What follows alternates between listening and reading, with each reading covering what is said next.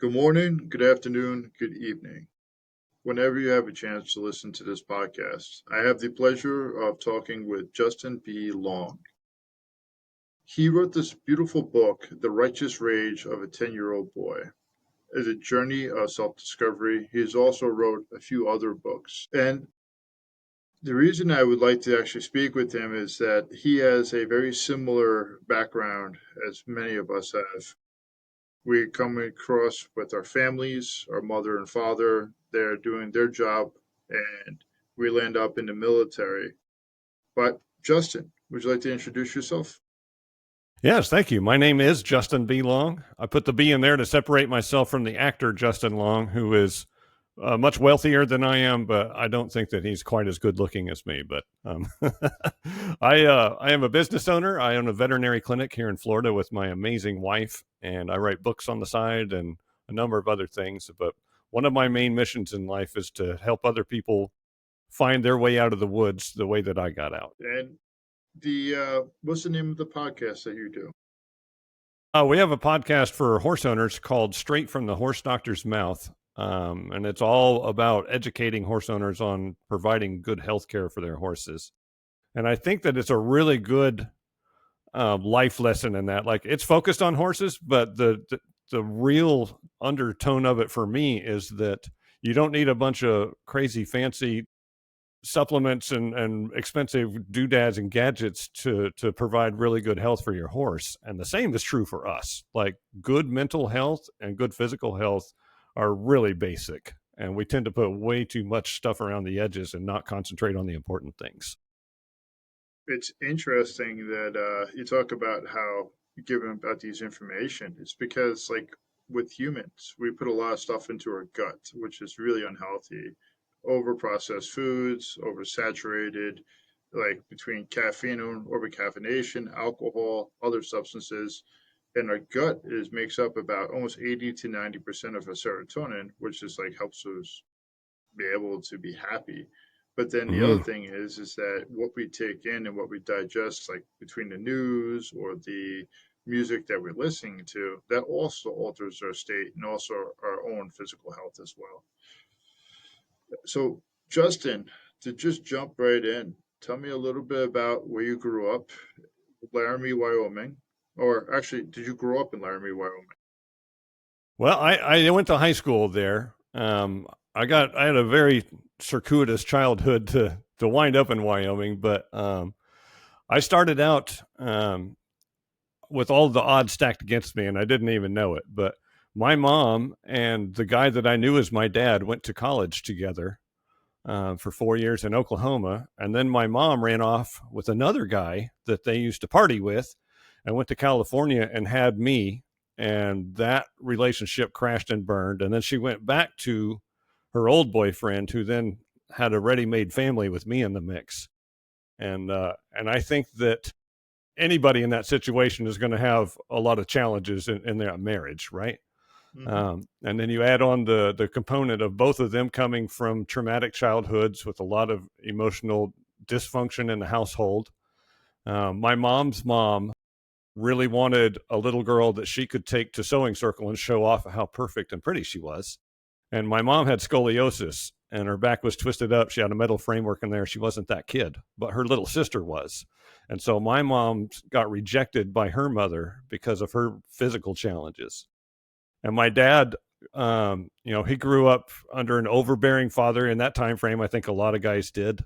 That demanded perfection and never gave a pat on the back, and everything was criticism. There was never support, right? And my dad repeated that cycle with me, and I had so many things against me right from the get go. And then, the environment that we grow up in shapes everything that we believe about ourselves, right? So my dad, being a third or fourth generation workaholic, he didn't take his challenges out through alcohol and drugs the way that I did. He worked, and he believed if I'm not sleeping, I should be working, and I probably shouldn't be sleeping, right? And I got drug along through that. And one of the big tenets of my childhood was doing chores. My dad had this long list of chores that I had to get done before he got home from work every day. And then when he got home, we would go through them and find all of the shortcomings in there, and then I would get a spanking for everything that wasn't up to perfection. And it was never up to perfection, right? And my mom, on the other side of that, my mom was not a disciplinarian, and so her go-to move for me was to make me drag the trash can in from the curb when I was bad, and I would sit in the trash can and wait for my dad to come home to give me a spanking, which had the double whammy of me not getting my chores done while I'm sitting in the trash can, right? So that's my two primary caregivers teaching me from as far back as I can remember that I have to work as hard as possible. And no matter how hard I try, I'm going to come up short and I'm going to get punished. And that I don't have any value. I can get thrown away. And that I don't have a safe place in the world. Right. And so my mom, my mom went the route of extreme religiosity, trying to deal with her emotional challenges. And so there was a lot of God and Jesus in our household. And one of the big things being that you never, ever question your parents, because to question your parents is to question God. And so I believed them. That's what 5-year-old kids do. They believe their parents. And so I believed that who I was all of the things that I thought that I was getting from them and those communications with me, which now I know is not true. But when you're a kid, you don't have the same filters to look at this stuff with perspective that you do as an adult, right? And I never questioned any of that stuff. So I grew up, just thinking that that's who I am, that I'm not good enough. I'm an outcast. Uh, you know, I hated myself. I rejected myself because I felt like my parents rejected me. And, we teach other people how to treat us. So I took that attitude to school and taught the kids at school that I'm the outcast and the geek and the nerd and all the things. And, I created that reality around myself unconsciously because that was the input that I had coming in. And I don't think that I ever had any other avenue that I could have gone with that. That's input in equals input out, and that's how I started out in the. The hard part about where the young version of yourself actually really shapes the narrative of how you see the world even to today. And you still are actually having that fight in between like how you actually be able to look at your life. And then also you have your little boy inside you of how that's how you have to be. You even go through school. I know you said you went to the army, and we're going to get into that in a second. But it's how when you're actually trying to navigate this and like think about even with the relationships that you have even with your wife, like you make one little mess up, you might even possibly revert back to a child and be like, wow, I'm not good enough. And unfortunately the childhood PTSD, and especially the complexity of it, not really feeling safe, creates this atmosphere of just being stuck. For sure, for me,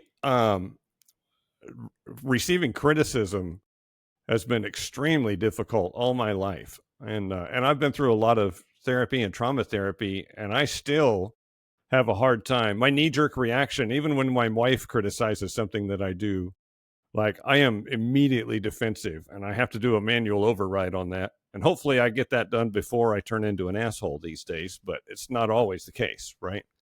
But before I recognized that that was one of my things, that I cannot take criticism, especially from an authority figure, like I was just probably unbearable to be around an employee, as a coworker. But even prior to that in school, I acted out. I couldn't. I had a lot of problem with teachers because anybody that was in charge of me, I had this automatic, wall, the defensive wall up against anything that they had to say to me because of my relationship with my dad. Yeah, it sucks that it shapes it. And I was having this conversation with my sister last night about all the challenges that we face as a kid. Sometimes, if you have a growth mindset, where Carol Dweck talks about it, and we're able to look at these challenges to be something to overcome. But unfortunately, when we have that little kid's voice in our head, they become so ingrained. They become almost like core beliefs. And trying to dismantle it, where you had pretty much like your buildings, everything else you're building and off of it has to crumble down. And then you're kind of put into this wake of reconstructing your self narrative. It's kind of Mm-hmm. scary when you start looking at everything new and even having forgiveness through yourself throughout the years because of Like, hey, I know I shouldn't have done this, and I'm only acting out. And then you have this like push and pull where you can't just be like, I gotta stop saying sorry all the time to the people. But at the same time, it's like, I'm really trying my best. And I'm trying to learn how to love myself and not be so impulsive or pretty much wincing when somebody's Mm-hmm. actually coming up to you. It's quite difficult. And where a lot of people don't realize when you're that child, like I still try to do this to this day, is being that version of the man that I wish I had when I was a kid, and also trying to be the man that I wish my father had as a kid as well. Mm. And because that generational trauma is real, but we're only living off of the belief system that we have in front of us. We don't have, our parents didn't have all this technology, didn't have all this change of how we communicate from the first and second like feminist revolution of actually having us open up about our emotions, which is a great thing. And being able to say, like Justin, the little boy, like, hey, man, you're doing great. I understand that there's something that's going on. What can we do to make your life better? And having somebody sit with you and talk to you instead of saying, this is what you did wrong. Now you're going to feel my hand. That's right. That's right. I've I've done a lot of internal family systems work in the last couple of years, which I think is probably what you're talking about or similar to it. And that has been so insightful for me. When I can recognize behaviors, that are triggered behaviors that are younger versions of me responding to something, and when I can come at that as the self with all of the experience that I have and all the knowledge that I've accumulated now, I can change how I'm dealing with that situation, right? But first, understanding where 8-year-old Justin's coming from, and 12-year-old Justin, and 15-year-old Justin, and even like 25-year-old Justin, who was a raging alcoholic and running around trying to fuck everybody that would give him 2 seconds of their time. Like, it took me the longest, I think, to come to terms with that guy. But once I understood why he was behaving that way and where he's coming from and what his needs are, like, he still pops up, and I can be okay and show him compassion and love too, along with all the other versions of myself, because I know why they were the way they were, right? And that's not who I am today, but I have to do a conscious change to be an accumulation and the next evolution of who those kids were. Because you were saying before we jumped on here, you were in the Army for a bit, and I shared with you I was in the Marine Corps. And this is something I tell different parts of my story depending on who I'm speaking with. I try to explain this to even family members and people of my past where I was having sex with people because I wanted to be seen. I wanted to be validated. And being a guy, especially the way I grew up back in the 80s and 90s, it was like the more people you sleep with, the more of a man you are. And That's then, right. however, now like going forward in time, and now it's 2025, it's a very, very different atmosphere of how I view the world. And now it's like I really wish I didn't hurt these people. And it wasn't directly meant to hurt people. It was actually meant to try to fill this void. But it's just also like having some type of addiction just to be seen.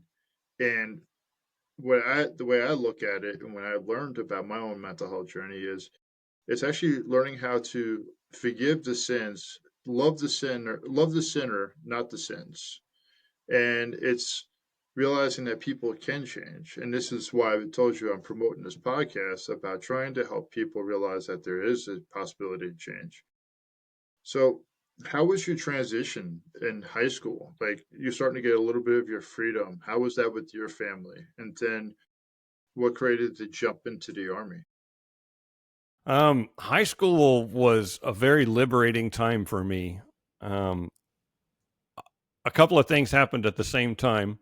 When I was 14, my mom lost her mind, like, completely. We were in Oklahoma, and I was towards the end of my ninth grade year, and my mom decided that the world was ending. She found a book that projected the end of the world, and so we sold everything that we owned and loaded our few possessions up in a trailer and drove to Colorado to be in a commune with some people that were going to repopulate the earth after the apocalypse. Like that level of crazy, right? Um, and ninth grade was the year that I got into stage choir and started developing some real friendships for the first time in my life. I was in a youth group at church and I was accepted there, and that was a novel thing in my life. And like, I had never experienced those things before, and I just got a taste of them. And my mom loses her mind and jerks us out of all that and moves us out. And of course, we get to Colorado, and she reaches out to the author of this book, who's like, "That was a fiction book. You're crazy. Go away." And but ego comes into play then. Like they can't go back because they've lied to everybody about where we're going. You know, these big opportunity and all this stuff. And so we moved on and ended up in Laramie, Wyoming.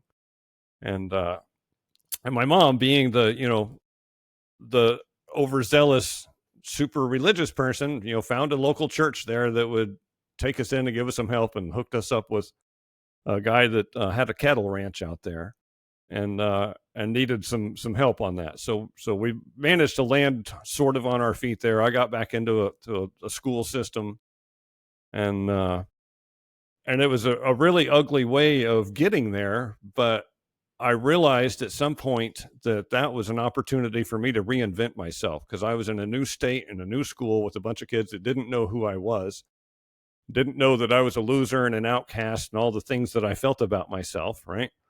And so I went into that with a completely new persona. I put on all these layers of masks and identity that wasn't me, but I wanted people to accept me, and I thought that that's who I had to be in order for them to accept me. Um, which didn't get me what I was looking for, because you can't really fake who you are for very long. You can't maintain that with people that you're around all day every day. But while I was trying to feel that out and figure out a new me, I did meet two guys that ended up being my best friends that I'd ever had in my life. And we discovered alcohol together. We were going into 10th grade, kind of in that 15, 16-year-old range. We got cars. So we had alcohol, we had cars, and we had this new friendship. And that was so incredibly important to me. I did reinvent myself in a number of ways during that time. And that was kind of a revolution where I started feeling independent and brave enough to stand up to my dad and rebel against him. And that was also when I discovered that the military is there as an escape. Like that was a way for me to get out of town. The second that I graduated high school, and I didn't even wait that long, actually.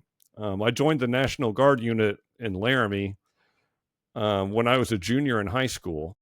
And the summer in between my junior year and my senior year, I went to basic training with the plan that I'm going to do that. And as soon as I graduate, I'm going to transfer to the regular Army, and I'll already be a year ahead. And I can, like, I won't have to waste a day. I can get out of here and never see my family again, just cut ties and be done with all that. So like that was my whole plan. I had friends, I had alcohol. Those two things made me feel good about myself in a way that I hadn't really experienced before. And then I had an exit strategy for getting away from my parents. And so that was a time of hope for me. And I hadn't really experienced that before either. I think hope was new for me.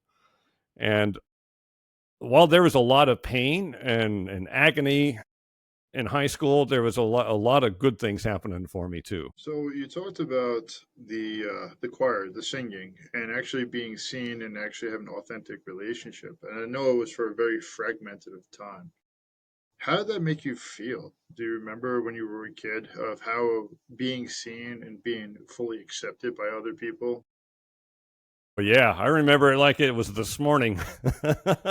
It's such a good feeling because I still, like, the novelty has never worn off of that. Like I've transformed who I am today, and I've kind of grown into a better version of me than I ever imagined possible, and people are drawn to that. I'm a semi-public figure at this point, because of the podcast and my books and stuff, and so I meet a lot of people, and like people appreciate me for what I bring to the table. And that's a wonderful feeling. And it's the same feeling that I had in ninth grade in Dewey, Oklahoma, when I've made it onto the stage choir team, when I had a group of people who, like an elite group of people who took me in as part of them. Like that was such an amazing feeling. And I think that's also why it was so traumatizing when my mom lost her mind and pulled me out of that, because I had just gotten established. I spent like 6 months in that, which when you're 14, 13, however old I was at that point, like that's the biggest of big deals for me. Nothing like that had ever happened before. And it was like the highest high I ever got on, and then the lowest low when I had to lose it. But I did manage to recreate it a year later, which was a good thing. So I knew that it was possible for me. And that was something that I didn't know before that. The reason I ask that question is that when we're actually able to accept real love or genuine love or accept being seen for who we are instead of wearing a mask, sometimes that's the scariest thing to do is to pretty much remove that shield in front of us and Mm, allow people to say, you're good enough. Justin B. Long is good enough to actually be here at the stage. And the reason I highlight that is I think about my own mental health journey. It's at one point when I got out of the residential program I did for 13 weeks, I realized that I wanted to start living life and being more authentic instead of just being hiding behind a facade, which was the combat veteran or something else. To me, it was the reason I say facade is truth. Like I got two different medals from it, but at the same time, it was like, who do I want to be? Who does Will want to be? hmm And when you talked about jumping forward to the two guys that you met, actually, I believe the two guys that you met, and you guys discovered alcohol together, it's like, again, you have some people that you can trust, people that you could be around that's genuine to you and what you need. So, what were their names? Or do you still keep in contact with them?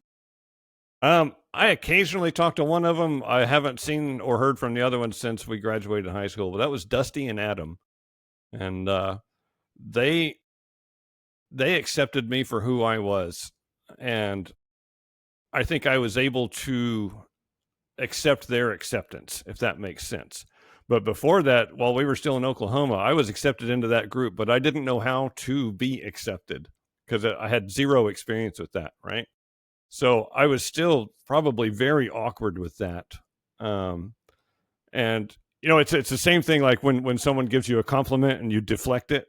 It's the same kind of thing. Like I didn't know how to take a compliment. I didn't know how to be accepted. I didn't know how to be loved. I wanted those things desperately, but I didn't know what to do with them when people actually offered them to me. So that was, and I think that was kind of the foundation of me, um, in my endless search for acceptance that ended up, making me a borderline sexual predator once I got out into the army and into the world, right? Because I'm just seeking acceptance. And if someone is willing to give me sexual attention, like unconsciously, I think that's the highest form of acceptance that there is, as far as I know, because I don't know how to have an emotional relationship with somebody.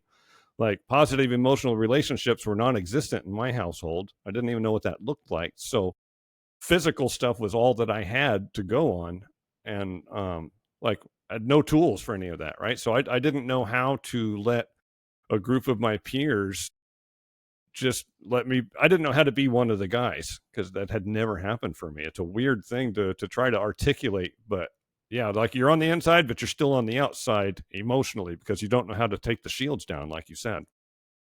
Yeah, just now talking about the Army. Like, I know for me, when I went to the Marine Corps boot camp, it was really, really awkward. It was just like you're surrounded by a bunch of dudes. You got three people yelling at you, telling you to pretty much move everything you're doing. You're not doing well enough. You can move faster. You can move. You should be stronger. You should be smarter. Like, they had these two multiple choice tests, and that's what we had. So Marine Corps is a cult. I love the Marine Corps. I drank the Kool Aid. It is a damn cult, and they give you like these two. I think it's like 100 questions, blots, or 50, and I can pretty much, if it was a test, I could pretty much go down to like 30 of them without even thinking. I just like know A, B, C, D, and I just know it by the time how many times we have taken it. And it was really, really interesting, like, at least from my experience. So, where you didn't get really much kudos at all, you just pretty much got three grown men telling you you, they saw all your weaknesses, they saw all your faults, but they also, and I'll tell you, the time that I realized that they cared about us. Um, Staff Sergeant McGowan, he was my drill hat, so he was my number two hat, and he took a K bar and smashed it into a foot locker because he just lost another Marine that he trained, and while he went overseas. And up until that point, I didn't think that they actually really cared about us. I thought that we were just these pretty much these flesh dolls that they get to play with. The Expendables. Yes. So tell me about like how boot camp and how was actually the real army for you? How was it to actually be seen by a bunch of other guys? I know you said that you were part of the club, but you were not part of it. Yeah. Yeah. When I got to basic training, um, I loved basic training. I had so much fun. That was the first time that I was ever away from my parents for any significant amount of time. Um, it was the first time that I really felt like an adult. Even though I was 17, I wasn't an adult. I was a torn up little kid. But at the time, I was the oldest I'd ever been. So I felt like I was doing something. Um, I learned so much. I was not great at being a soldier, but I wasn't the worst one there. I hated the fact that I wore glasses. That was a challenging thing, The BCGs. right? My prescription was, they make you wear the BCGs, and my prescription wasn't right. I couldn't hardly see out of them. That was terrible. But um, you know, I I was I was all probably malnourished going through high school too, because we were poor. My mom was a terrible cook. Um, so I went into the army at 6 feet 2 inches tall and like 128 pounds. Like I was a stick, right? But I tell you what, a stick can run and run and run and run and run. And I learned that about myself. I was good at running. Um, and I put on like 25 pounds in 2 months while I was there because I had never had 3 meals all I could eat before. That was crazy. Um, so like that was a confidence builder for me. Like I filled out some, and I felt a little bit less self conscious. I learned some skills. I was part of a group. I'd never been. My mom never allowed me to play sports because she knew some guy that broke his back playing college football. Therefore, I can't play fifth grade flag football or basketball or anything else, right? Um, so I had no team experience. I didn't know how to be part of a team, and the Army put me on a team, and that was a pretty cool feeling too. Like even though I didn't like all the guys that were on the team, they didn't all like me. We were a cohesive unit, and I'd never experienced that before. That was novel. That was an amazing experience for me from one end to the other. I went home feeling like I had grown up over that 2 months. But then I went back to do my senior year of high school, and I will tell you that was a weird transition back into my old life. And then trying to like I felt like the fact that I had gone to basic training would really heal the rift between me and my dad because my dad was in the army. That was a big part of his life was being in the military. He was in the army, then he was in the Army Reserve, and then he was in the Navy Reserve. So he spent probably 10 or 12 years of his life in that altogether. And I felt like, my dad had so many problems with me. My dad was a physical, hands-on, do everything himself kind of guy. I was a book smart thinker, and I was terrible at the hands-on stuff. I couldn't do the carpentry stuff. I couldn't do the mechanic stuff. Like it just didn't click for me. But the Army was one thing that we had both done at that point, and I felt like I did this. I went to basic training. Now my dad will accept me and love me and see me as a man, right? Um, and so I was really holding on to that angle when I went home from basic training and tried to go back to being a high school student who's already been to the Army and shot machine guns and seen war, and all the things that you think that you did in basic training. But it did not work out that way between me and my dad. You know, everything was exactly the same, and I was really disappointed about that. So then I was like, okay, once I go to AIT and learn my trade and go on into the regular army, then he'll think that I'm doing it for real. Then he'll love me for all that, right? But it was that was such a weird time in my life. Like I had so many growth experiences, and like I'm exploding in all these different ways, but on the inside, all I really wanted and was searching for was trying to get the approval of my dad, for my dad to pat me on the back and say, "I'm so proud of you. That was awesome." And that was the one thing that I couldn't get. And because of that, I devalued everything that I did. You know, I didn't give myself the pat on the back for all of the accomplishments that I was experiencing. So I still, even though I went and did all, like nobody else in my high school class went to basic training over the summer, right? Nobody else wore their class A's to senior prom. Like looking back on it, I think some of that stuff was kind of cool, right? But at the time, I still felt like I was a giant piece of shit and an outcast. And I could not get that approval from my dad, and that's all I was focused on. It's it's crazy that we will continue to do that and continue to be that version of ourselves to try to seek that outside validation from a person, that type of love that we think that we need. And then we'll get to the point where we become resentful towards that person Oh yeah, because we're like, I want you to fucking love me. Well, it was actually crazy. Is so there was this book I read. It's a really really good book. It's called The Five Languages of Love, and it's the communication styles between people of how they're able to show people love. For instance, you're in a relationship and your wife, her love language is acts of service. That's how she likes to receive it. But you like to give words of affirmation. Well, if she only interprets through the way that she needs it, she thinks that you're not actually meeting her service. If she's right, able to have the compassion and understand where you're coming from, she'd be like, oh, he actually does love me. And then if you decide to be like, hey, I'm not really good at doing this acts of service, but I'm going to do my damnedest, and her understanding how much you struggle, it will be able to bring up the communication, and she'll be able to realize that, able to connect. And going back to your father, like if your father was anything like my father, a Vietnam vet, and his grandfather being a World War II vet, his grandfather or his that father was a World War One vet. Hands-on approach was, I love you. I don't want you to die. I want you to be the best version of yourself. And I'm going to push you, push you, push you. And you're like, the fuck do I want? I want to be loved. I want to actually get told I'm doing a damn good job. And then all of a right. sudden it's just like, but it's actually understanding where they're coming from. Mm-hmm. And when we start actually looking at it from those different approaches, we're able to then really meet somebody with love and compassion and caring. And obviously, I'm not defending your dad. Had done a deep dive research into why my father behaved the way that he did, and then why his father did the way that he behaved.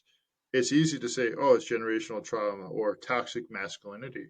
Well, a lot of these people at the time, they were in survival mode. Coming from the Great Depression, this is what you need to do. You need to eat all your food. You need to have money on your thing. You need to be able to have something to be able to barter and trade for later on. Like, if you do get hurt, then it means you won't be able to be productive. You can become homeless. And it's this like distorted way of reality and not actually understanding what we really need. And I think about how the military helps shapes us.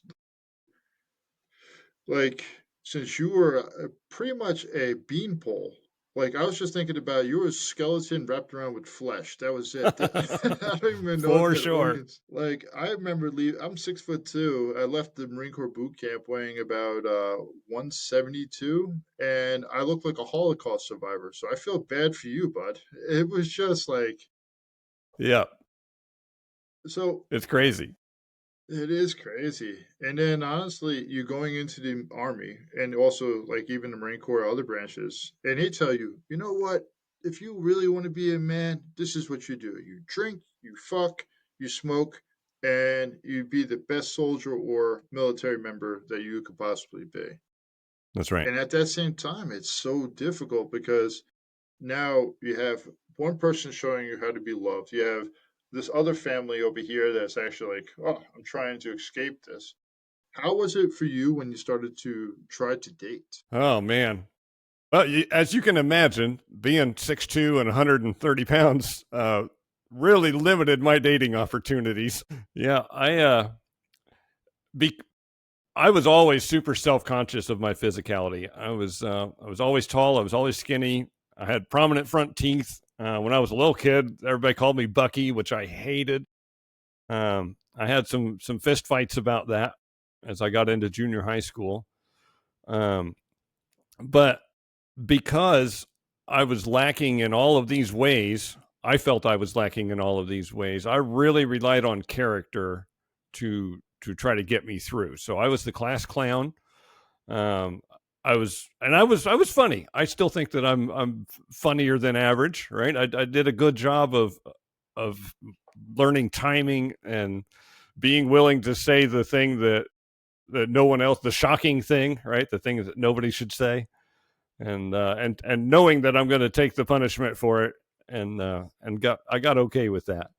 But and I think a lot of women in my life found me to be an endearing, like passionate guy, not quite in a dating sense, just in a friend sense, and which was super frustrating for me, right? Because all I wanted to do was get laid more than anything in the world. Um, and really, I learned I wanted to be in a relationship. I'm a relationship guy. Like, I am not good at being single. I don't like being single. I want to be in a long term committed relationship, and I searched for that really hard.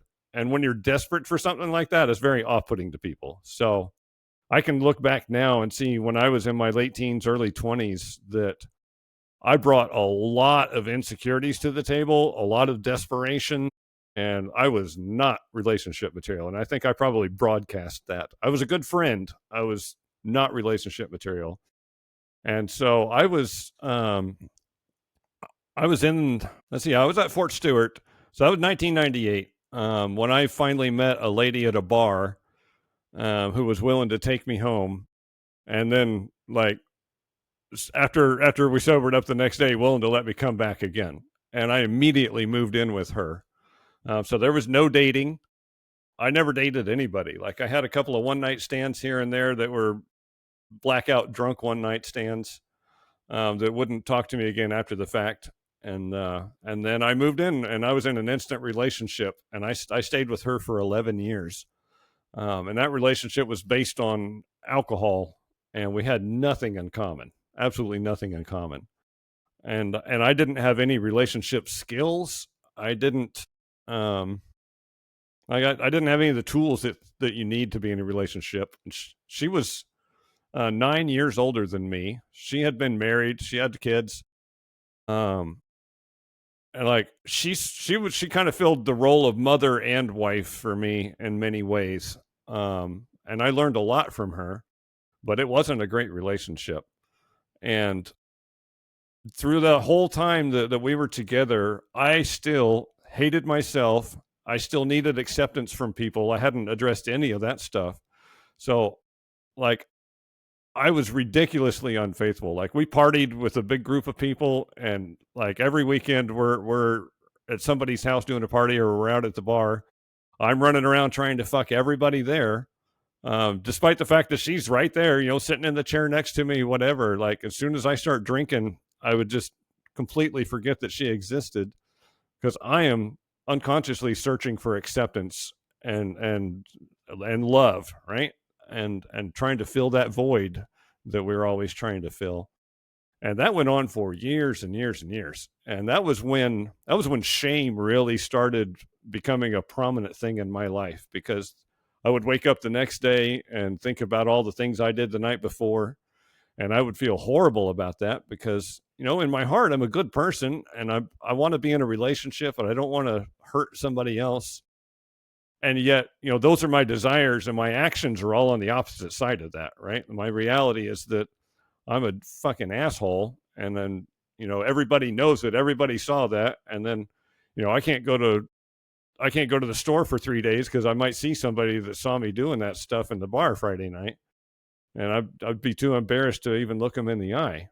And but by next weekend, I've gotten drunk 6 times since then, and I've moved past it, and we can do it all over again. And that was my relationship cycle for a long time, and it was not healthy in any way. It wasn't healthy in any way, but it was actually filling the void of what little Justin needed. And then on top of it, this is what I tell people, and this is how I really believe alcohol works. People will be like, why don't you just quit alcohol? Well, alcohol is doing a purpose. It's hiding some emotions behind it. It's helping filter out all these other desires that we don't want to get out, but yet really what it's doing is hyper broadcasting these things out into the world. And we give ourselves a pass because the person is drunk instead of being like, hey, what's the underlining meaning behind it? And this is not me casting judgment at all. Like I have had my share of one night stands, and I've had too many one night stands, I'll say. And I really wish that at one point in my life, when I was really hurting, I wish I had a person come up to me and say, "Hey, dude, where are you at right now?" Mm. And instead of actually, and I know my response was like, I'm in this house right now, or I'm drinking right now. No, where are you at right now? Where are you? What's going on? How can what do you need right now? Instead of actually saying, you know what, go Will or go Justin, you're doing a good job. But all you're doing is just creating this void, this vacuum. It's like you're having a high amount of dopamine hit, and then all of a sudden you're coming back and you're just like shit. I feel like crap. I'm gonna avoid people. I feel worse. Let me go drink some more alcohol. It's gonna make me feel better, and it's actually gonna be able to pretty much be away from this scenario. Mm-hmm. And where we don't teach enough people that, like, let's have emotional responsibility and the screwing, yeah, you know what? It's definitely one way to make yourself feel seen or feel heard or actually feel noticed. But at the same time, asking yourself, what am I losing from this? Who am I hurting? How am I hurting myself? What am I really trying to gain? You're And risking so much with it. yeah, think about how much hundreds of thousands of dollars will be going out the window if you get a girl pregnant. Mm-hmm. Yep. If you get an STD that you can't get rid of, that changes your life. You could die. She could die. Yeah. The cost of kids, they say it's like $2 million to take a kid from preconception to college. And that's like 20-year-old numbers, right? Yeah, Like, there's so much you're putting at risk for trying to feel better for 15 minutes. yeah. And then, so obviously you got on this journey. What was the catalyst that created, or where are you in time where you started to really start to do that deep dive into Justin? Who is Justin? What is the core of Justin? I was 32 when I quit drinking, and I did not have a rock bottom moment. I didn't have any big inciting event. For me, it was a steady decline of alcohol wasn't doing its job of making me feel okay enough anymore. And I was in a job. I ended up working for the Army as a civilian contractor, and my supervisor was a lot like my dad, like a lot like my dad. And I hated him so bad. He was wildly insecure. Like, he had to establish his dominance over everybody all day, every day. And that's my number one trigger thing, somebody trying to own me, right? And so that was oil and water, but it was the only place in town to work that paid really well. And so I felt trapped. Like, I'm making $27 an hour. I can't walk away from this, right? I'm a heavy mechanic. This is the only thing I know how to do. Which wasn't true, but it was my headspace at that time because I didn't have any confidence in myself. I still hated myself.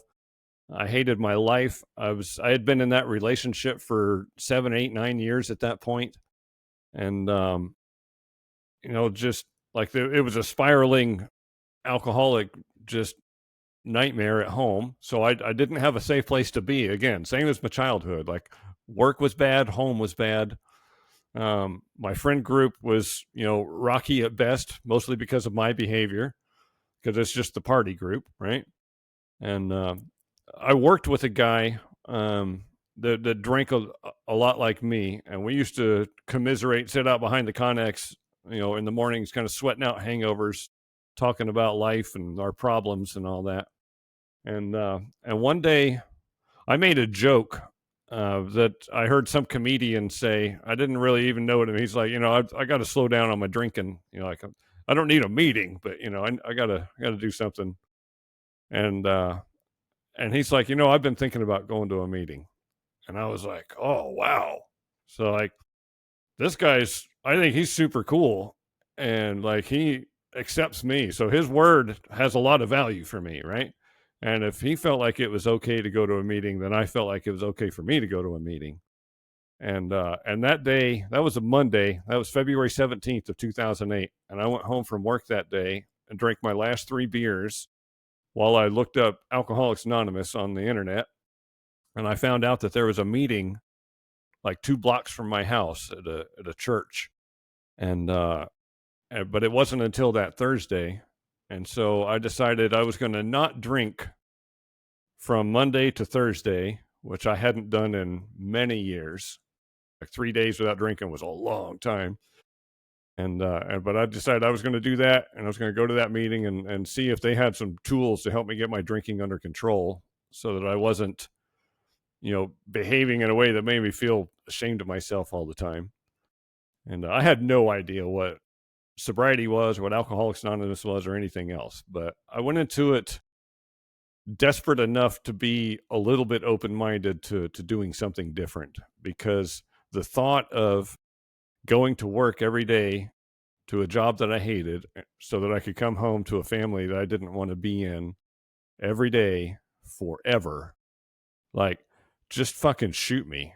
Like, I don't want to do that, right? I would rather get hit by a dump truck on the way home and it just all goes away than just slog my way through that existence for another 40 years. Like, that sounded horrible to me. And I started getting fixated on that, right? Like, I'm just thinking about this is life. This is what I've got to look forward to. I live in a shit army town that has nothing. Like, it's everything about my life was that, right? And I didn't feel like there was anything outside of that circle. And that AA meeting kind of gave me a glimmer of hope. Like, I went into that meeting with no expectations. I didn't know what an AA meeting would be like, but and my buddy from work did not go. He didn't make that first meeting, so I ended up there by myself. But there was a group of men in there, all ex-military, because it's an army town and that's the way that works. And they all sat around. I know now that they did a first step meeting for me, and they talked about not liking who they were, not being happy with their life. I talked about feelings, right? Negative self feelings. And I'd spent my whole life either in the army or working for the army as a civilian. And like, that's toxic masculinity times 10, right? Like, nobody talks about feelings. You talk about being a man and being tough, and like, you take it on the chin and you keep going. Nobody had ever talked about feelings like that before, not feeling good about themselves and who they were. And like, up to that point, I had been comparing my insides to everybody else's outsides. And I thought there was something wrong with me, because like, I don't feel like they're acting right. And then I found out in this AA meeting that people are faking the funk. And on the inside, they don't feel good about who they are and what's going on in their life. But nobody feels safe talking about that. And I never felt understood like I did in that meeting. I was like, holy shit. And then they started talking about, that alcohol's not the problem. Alcohol was the solution that doesn't work anymore. And we got to find different tools. And I was like, well, that makes sense, because it's not really working anymore. So it was enough to get me to come back to a second meeting and a third meeting. And I managed to not drink for a couple of years, until I found the mentor that really helped me start learning about who Justin is and why I've done the things I've done and do the things I do, why I feel the way that I feel about myself. So even at 2 years sober, I hadn't drank. I'd stopped digging the hole deeper, but I hadn't done any of the work on me that really has to happen, right? Like I still hated me.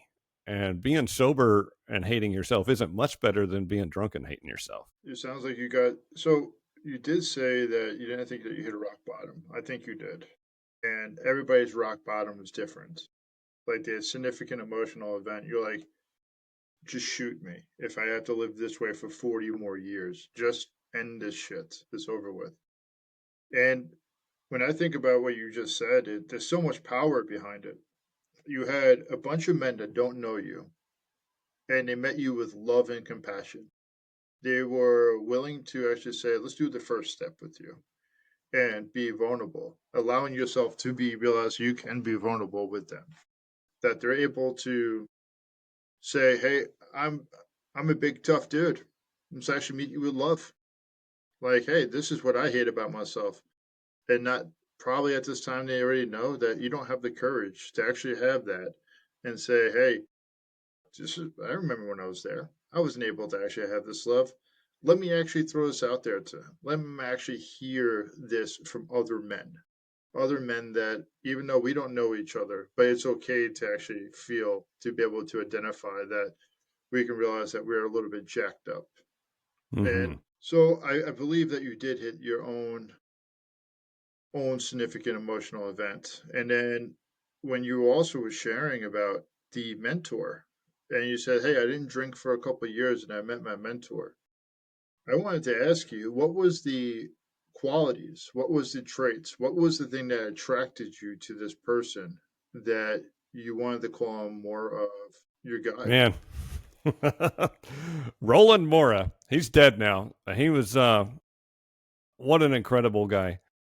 I met Roland. He was a speaker at a meeting and he was old. I think he was like 76, 77 when I met him. He's an old, gay, one eyed Apache Vietnam veteran yoga instructor. So, like, he's got this glass eye that stares off into space. He's got this deep, tremolo old man voice. He sounds like George Takei from Star Trek. Like, so much presence. Like, you look at this guy, he's scarred. Like, you can tell he has been through the shit. But he had so much presence. Like, when he spoke, everybody listened. And he talked about um, the first thing that really caught my attention. He talked about meditation in a way, that's like the big mysterious thing in AA. Like, what is meditation? Nobody in my group really knew. There was a lot of myths floating around about what meditation was, but he talked about like actual meditation and mindfulness, and that caught my attention and got me interested. But then he also started talking about the importance of getting to know who you are and why you do the things you do, like learning what self-awareness is. And I didn't know shit about self-awareness, and I had no self-awareness.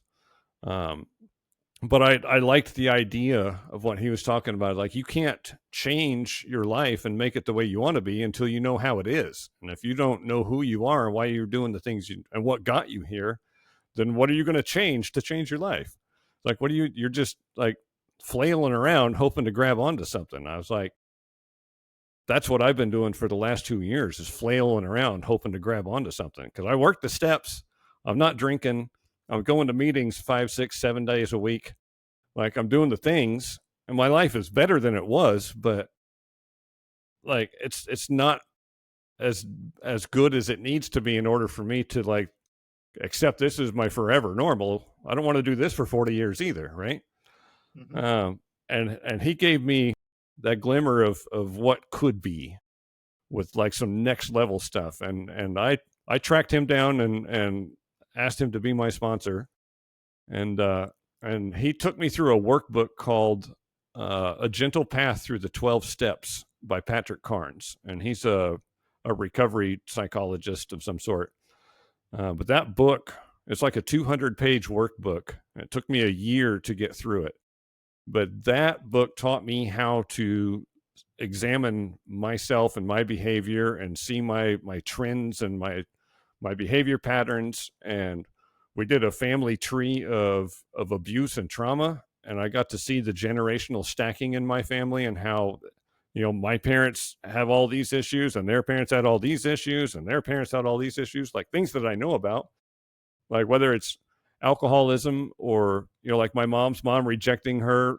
um my great grandpa was a childhood runaway. He ran away when he was 9 and got picked up by another family and had a traumatic experience with them. But that was, that was my dad's grandpa. And so when you understand like what he went through and then how he took that out on his kid, and then how his kid took it out on my dad, and my dad took things out on me, like you start looking at all this and like adverse childhood experiences. I'd never heard of that before. And I found out that I'm 6 out of 10. And when you look at statistics on people who were 5 or 6 out of 10 on that, like there was never any way that I was ever going to not be some sort of alcoholic or addict, some sort of self-destructive behavior, because like I have the recipe. I've got all the pieces in the bowl to make chocolate chip cookies. I was going to be a chocolate chip cookie.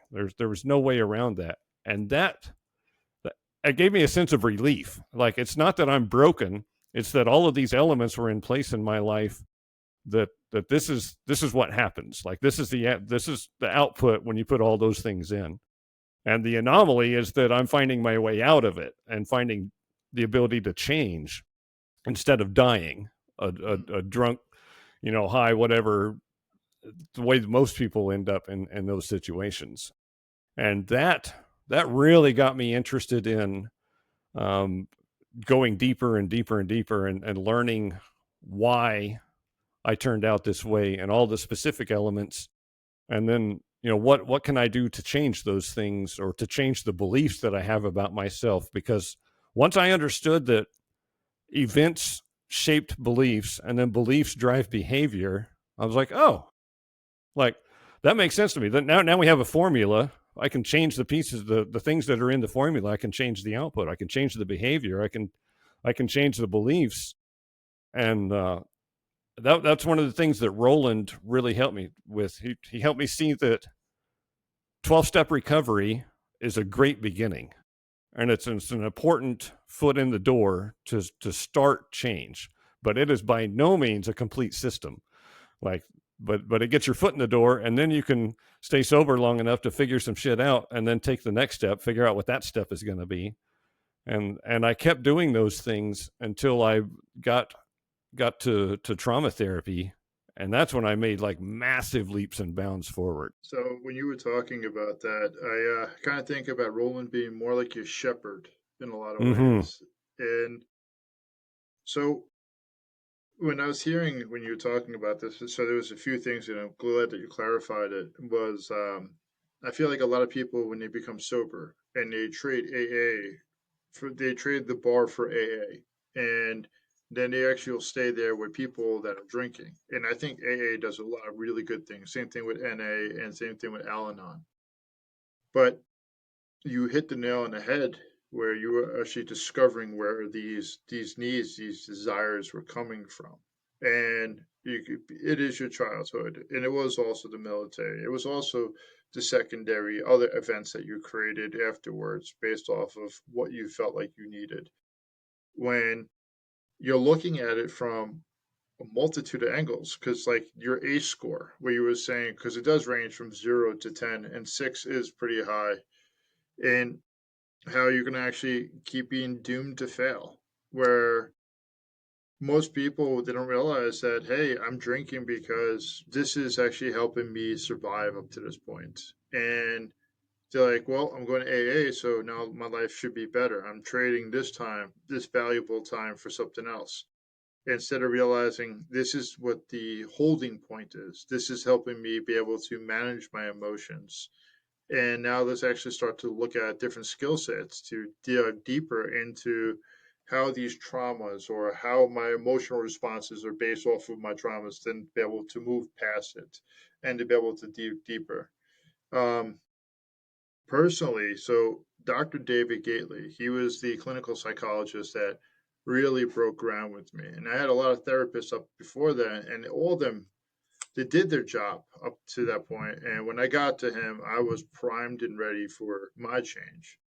And I was using marijuana to help me sleep at night. I was drinking at one point a half a bottle a night, and this is when I was married. And then at this point, I wasn't drinking as much. And he helped me realize that I was using substances to cope with reality. And I remember arguing with him. And I was saying, well, I'm just using marijuana. How, if it was being prescribed? He's like, you're still abusing it. He said, I don't care what they're saying. You're abusing it. And I'm like, but he's like, you're abusing it. And he kept calling me out of my shit. And I heavily respected him. And what he helped me understand is like, for me, I did a cognitive processing therapy on a really, really traumatic event to me. I lost one of my buddies April 8th of 2006. And I lived in that moment of time for about 13 weeks and understanding the emotions that why did I feel this way? And I believe this is important for people to listen. And then you might even have some insight on this how we create these behaviors off of the emotions that we're avoiding. And what I had to do was write down the event. When then after if I had to stop, I had to do a little dash and then keep writing it down. I had to reread it, so my brain had to think about it from a different angle. And then I stripped away the emotions until I stopped crying. And then he said, "Okay, since you're done, now write down what emotions you were feeling." And then when I was feeling those emotions, I was talking to him, and I was also talking to a chaplain. And the chaplain said to me, once an emotion's understood, it's no longer an emotion. I'm like, what do you mean? She said, think about it for a little bit. So I'm like learning how to develop my emotional awareness. And I started to reread it. And then when I was able to now talk about it with him, after that, I would actually go into what behaviors did I create from it. And what it was I thought it was just a seed. I thought if I just stopped the seed, what's going to happen, but it's not. That's just where the roots are starting to come out. That's where the base is coming out. So it's not only just a wreck of what you're seeing, which would be the alcohol. It's the whole underlining surface of it that is actually messed with my whole neural network of how I actually Mm-hmm. believe and see the world. And when I actually learned that type of perspective, I was able to take other traumas and understand it and take time and not need to be so aggressively responsive to it and trying to flee. Like, the fight, flight, or freeze. I learned how to actually be in it. And it sounds like when your shepherd, when he walked you through it, you were like, oh, I guess I can dig deeper. I can dig deeper. And how after you start digging into it, how did that change your relationships and your responses to other people? Oh my God, dramatically. When I got to trauma therapy, I did EMDR, and I learned a lot about, like you're talking about, emotional processing in the brain. Like this is a chemical process that takes place, right? And when we experience things, the amygdala, which is an unconscious part of the brain, like cycles emotions through, and they get sent on to the hippocampus and all this other stuff that become long-term memories. But when we experience traumatic events, those emotions don't get processed through the amygdala. They just sit there. And that's why we have knee-jerk reactions to things and triggers. It's because we have these unconscious emotions, always negative, sitting in the amygdala. And EMDR is a trauma therapy system where we can activate the amygdala while we're revisiting these memories and experiences, and and we can change the emotions that are tied to those memories and let them get processed the way that they should be, and moved on to long-term memories with different feelings attached to them. And I'll give you an example. One of my jobs when I was a kid was stacking the firewood. Firewood had to be perfect, had to be all the way to the top of the rack, couldn't have any pieces sticking out the front of the back. And that was one of my daily chores because we heated our house with a wood stove. And that was, I used this in the book as an example throughout. because it was a recurring thing that happened every day.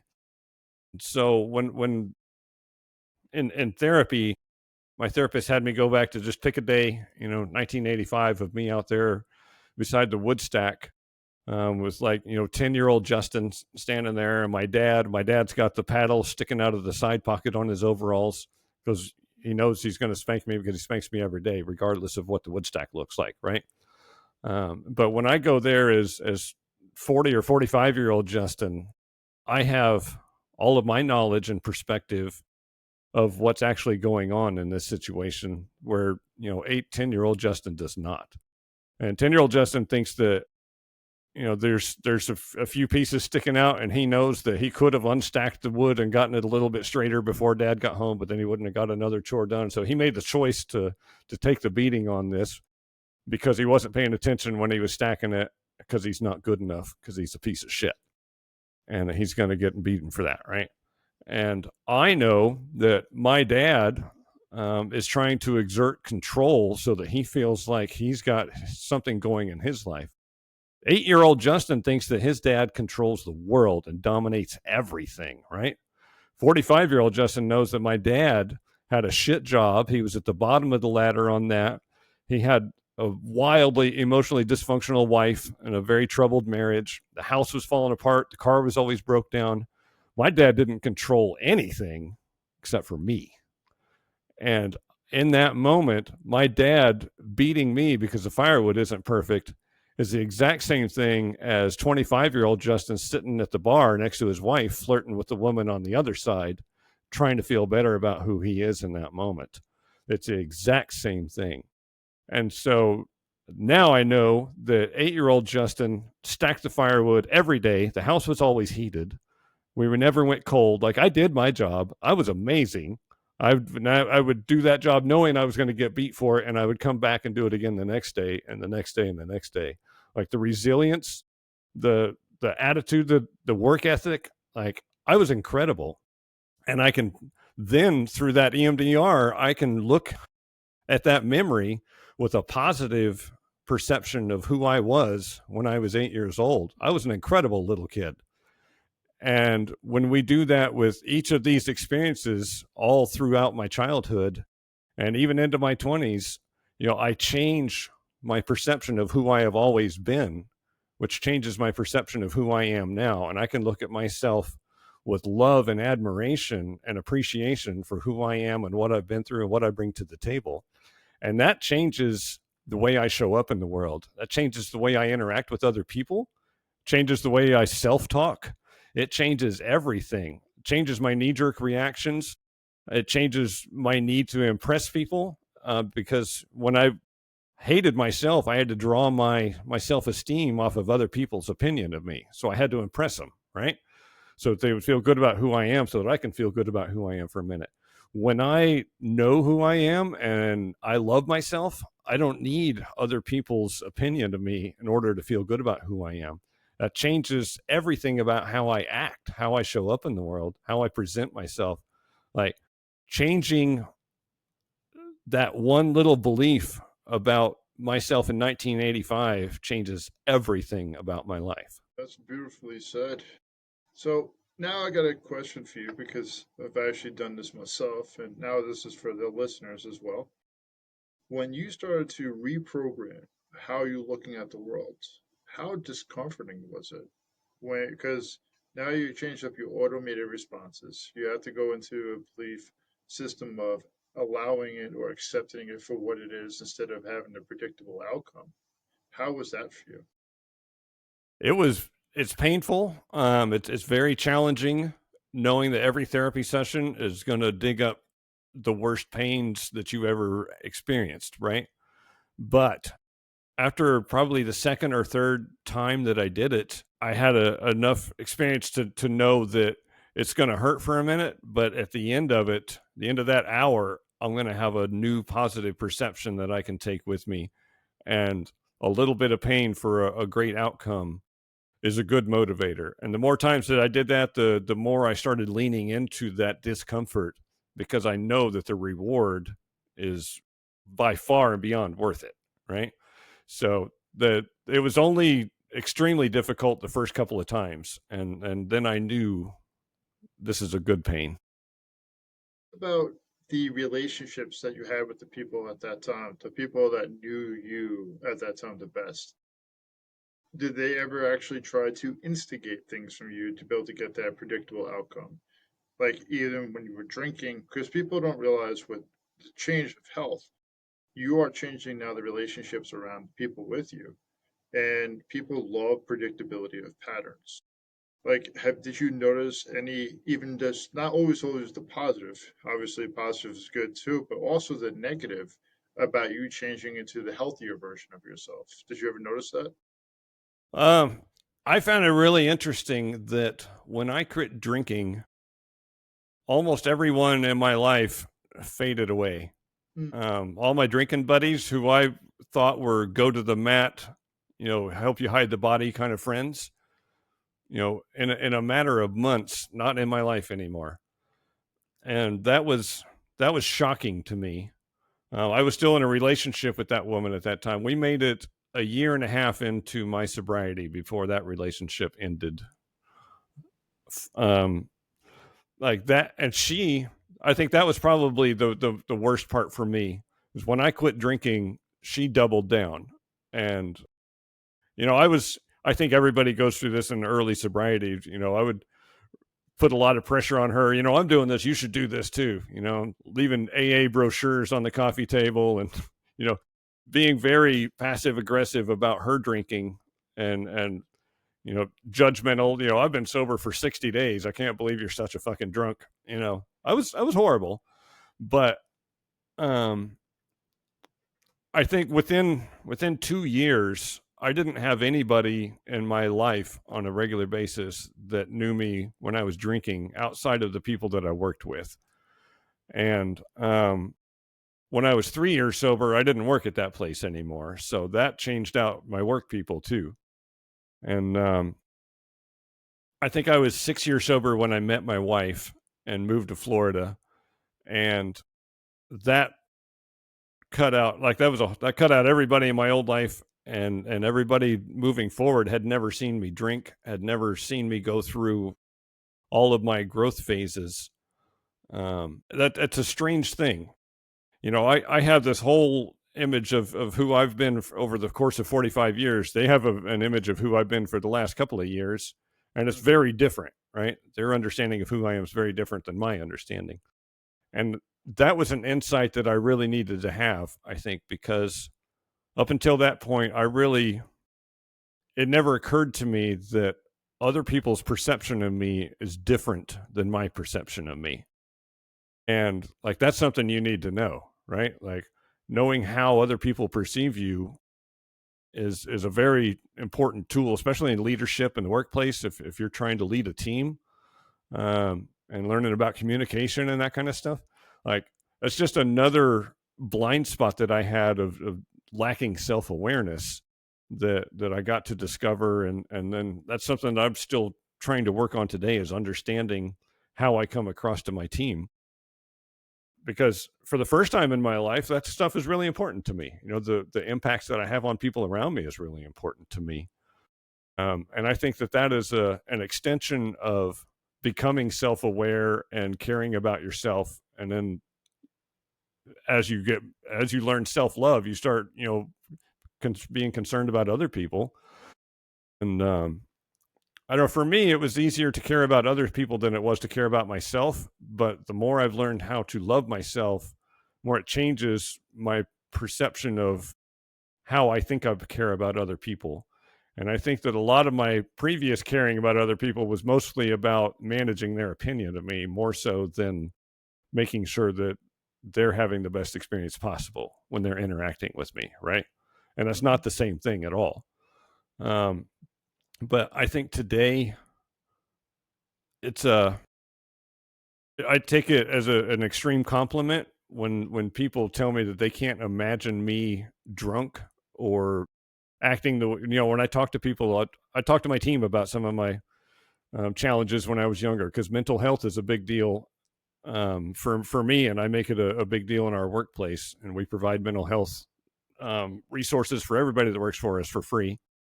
And I talk about this stuff because I know how important it was for me to discover that someone else didn't feel good about who they were, and how much that impacted me, right? So I try to be very open about this stuff, and then they're like, man, I can't imagine you being like that. Like that's confirmation for me that I have changed and grown and gotten better at what I'm trying to do. Yeah, mental health, the change. It's actually interesting because you talked about 2 years, 3 years, year and a half, different points of actually being sober, the passive aggressiveness, the way that no shot to you about this, but the passive aggressiveness was a way to be able to get the compliance or get the attention that you were taught from a kid.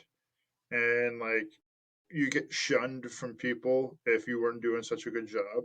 Here's some information. Why don't you go do the damn work and actually get over it? And it's it's really interesting because when you're doing that, you want to see the other person be helped, and you want to see that even though you might not be fully in love with them, you want them to have the best version of themselves. And up to that point, you didn't have those emotional capacity. You didn't have those tools. You didn't have the ability to articulate it. That's right. And when a person is drunk or they're in a drunken stupor, they don't always have the wherewithal because now you are challenging their beliefs of how they look at the reality. And you want to take away the crutch that's helping me exist through this existence. And now all of a sudden, now you're sober. Hold on a second. You're rejecting me. You're rejecting us. So I want to actually hide even deeper. And I want you to be able to see that, hey, I'm hurting because I'm going to drink. And people don't always look at it like that. They don't always look at it from that angle of, hey, I'm hurting. I want to actually be met with love. I want to be met with respect. And I am so happy that you have the ability, the resources to help out people with the mental health because truly, if I actually do believe this, like Costco takes care of their employees pretty well. And when they take care of their employees pretty well, they take care of their customers really well, at least here in Billings, Montana. Mm-hmm. And I don't work there. I work for the VA. And right now, what I see about when organizations make sure that their people are taken care of, they go the extra step. They make sure that their people feel welcomed. They don't have the problem of staying 5 minutes afterwards when a phone rings and then actually just putting in the information. They're being met with that type of compassion. So kudos to you. Well, I appreciate that. And I agree. I think that when when people are focused on overcoming their challenges and becoming the best versions of themselves that they can be, like they can do a better job at work, but they're also growing into a better version of a better person, right? Hmm. And that improves our culture when everybody has that growth mindset. It's a constant improvement culture, but it's also a safe place to admit that I'm having challenges and I need some help, right? And I think that it's a hard thing for people to do when they don't feel they're not sure if they're going to get attacked for that or if they're going to get supported. And I think a supportive environment is a really important aspect of helping people grow. And it's so opposite of all the places that I've worked leading up to this, right? Like I could never go to that guy at the army base that I worked for and be like, I need some help. I'm not feeling good about where my life's at, and I need to talk to somebody. Do you have any resources? I would never do that. Like he would make a fool out of me in front of the whole crew just to watch me suffer, right? And that's the expectation I have because that's the culture in that workplace. And like as leaders, we have so much control over that. Like we get to decide what the culture is going to be.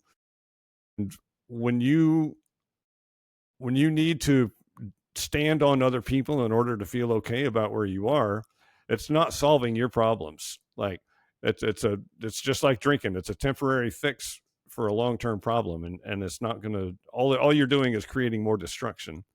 And I am really committed to being the opposite of that in every way that I can.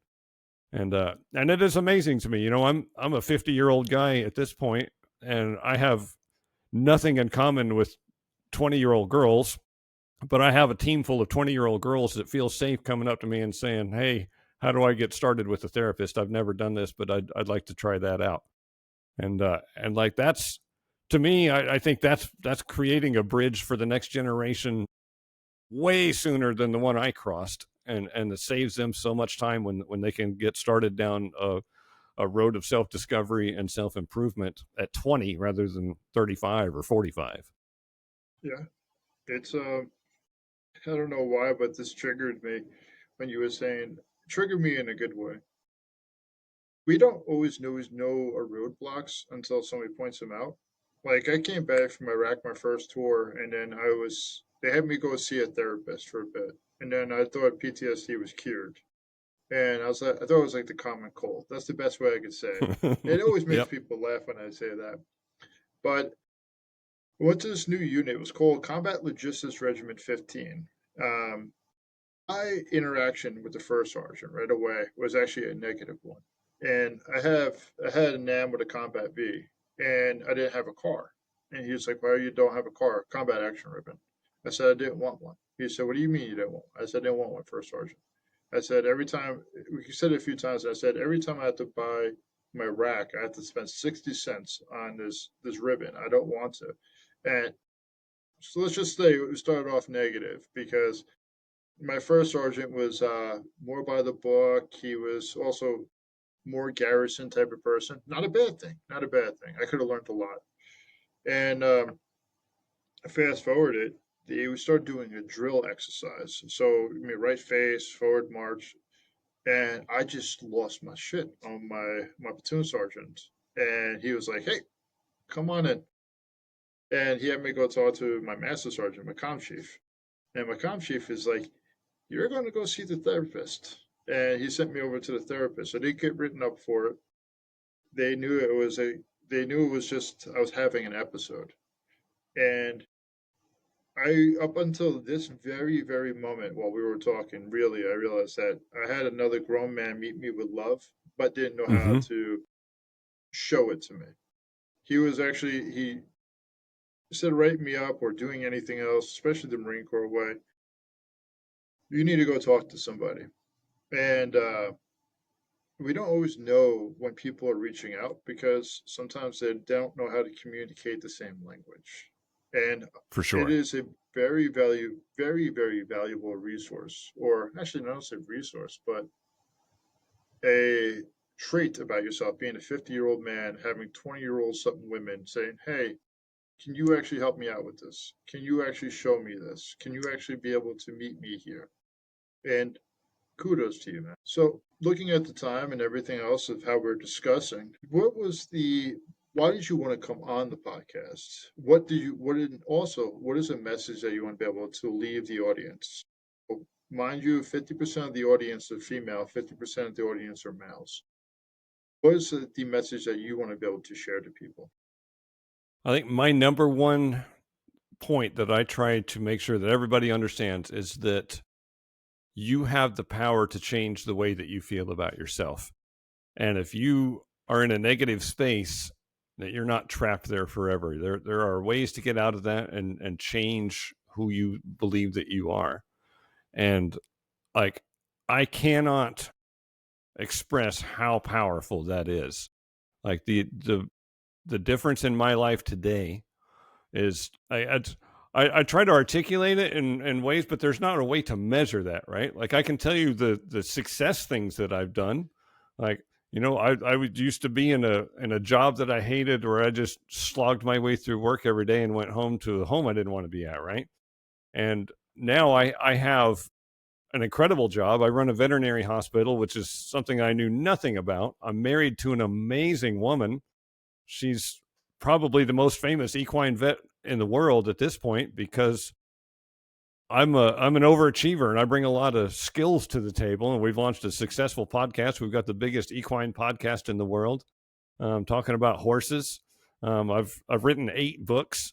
I've been all over the world talking about mental health and horse stuff, and like these things that give me a sense of purpose in my life, and a sense that I'm contributing something positive to the world. Like, I didn't have any of that kind of stuff going on when I was sitting around hating myself trying to drink my way through another day. And not drinking did not solve my problems, but it took the shovel out of my hand so that I could quit digging the hole deeper and get some perspective on things, right?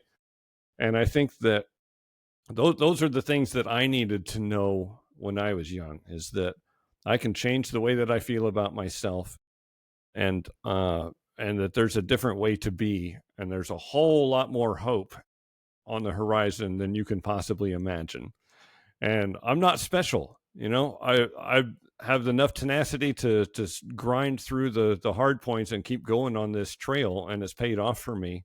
But I feel like anybody can do that. You don't have to be a one in a million. There's a million that aren't going to do it, but it's not because they're not capable, right? Like, if you are aware that there's a direction that you can go that's different from what you're doing now, then like, that's the first tool you need, and the second tool you need is desire to change, and then you can do anything that you want to do with your life. I love that, man. I appreciate your time. I really do. I want to actually go back to it and recognize the book. And before you hop off, please just share a little bit more about the book so people can understand about the righteous rage of a 10-year-old boy, a journey of self discovery. Just a little bit more of your segment, and then I don't want to take up any more of your precious time. Yeah, the book is a fly on the wall experience of me going through a year of trauma therapy and doing EMDR. Each chapter is one therapy session, and the point of the book is to help people understand what therapy is, what EMDR therapy is, and what it's like, what you can expect to get out of it, what you're going to have to put into it. And I think fear of the unknown keeps so many people from going to therapy, especially men. Like, we have this stigma about asking for help and sitting down and telling a stranger all of our deepest, darkest secrets. And it's like our culture is built against that. But I think that that's starting to change. Like, the tide of mental health is going the other direction now, and it's becoming more talked about. But this is a way for you to sit down and just spend a couple of days reading the book and walk away with a good, clear understanding of what therapy is like to experience, and what you can hope to get out of it. And so that's my goal with that, is for people to use that as a stepping stone. It's not going to solve your problems, but it's going to help you realize that your problems can be solved. Appreciate that. Thank you so much, Mr. Justin. Look forward to It's talking to been you sometime soon, and hope you have a good rest of your Saturday. Actually, Thursday. Thank you so much, Will. This has been a great conversation. Thank you.